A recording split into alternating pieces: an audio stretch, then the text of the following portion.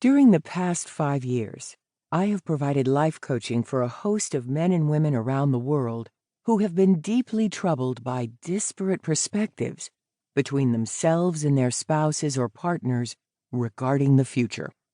Earlier in my life as a psychotherapist in private practice for 17 years, I had come to believe that in the majority of cases, women were more motivated toward introspection and personal growth than men. In those days, I had no understanding of the collapse of industrial civilization and probably would have considered it a bizarre notion conjured in the mind of a plucky Hollywood science fiction writer. It felt as far from my reality as anything could be.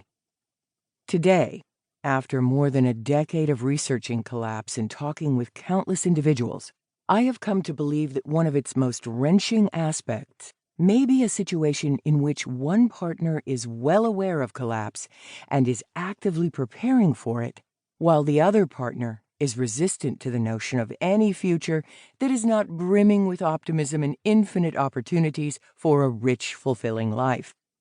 The disparity does not appear to adhere to gender stereotypes. In other words, sometimes women are collapse-aware and actively preparing while their male partners are resistant to their efforts. In other cases, male partners have been researching collapse thoroughly and are at their wits' end in their attempts to convince their female partners to join them in preparing. In either case, the divergence of perspectives is agonizing for both individuals. In the next chapter, I will address talking to children about collapse, but I note at this juncture that when children are involved in a relationship between partners who have diverse views of collapse, the pain is intensified and the stakes are higher. One partner says, "But we must prepare the kids for dealing with a daunting future," while the other insists, "If you talk to the kids about this, you'll terrify them, and I won't permit that." The resistant or reluctant partner may accuse the other of going through a phase, overreacting, or even being crazy. Both partners may dig in more stubbornly.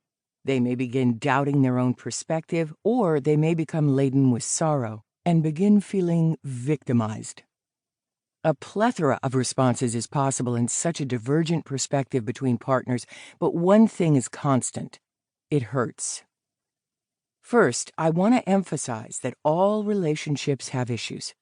Bring together two people who grew up in industrial civilization, and you will have a relationship with a variety of issues, some more challenging than others.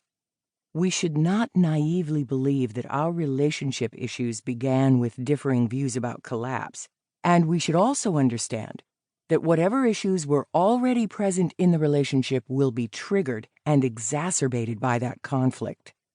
In many cases, if couples weren't in conflict about collapse, they would be in conflict about other issues, and often are. In other situations, the topic of collapse is such a hot button that it resurrects what were deemed to be long-deceased ghosts in the relationship and teases them to the surface. Today, the issue is collapse, but it is laden with residue from previous or ongoing issues. The so-called terrifying talk of a collapse-aware partner may trigger in the reluctant partner a constellation of feelings and memories regarding other painful issues that are unresolved or only partially resolved.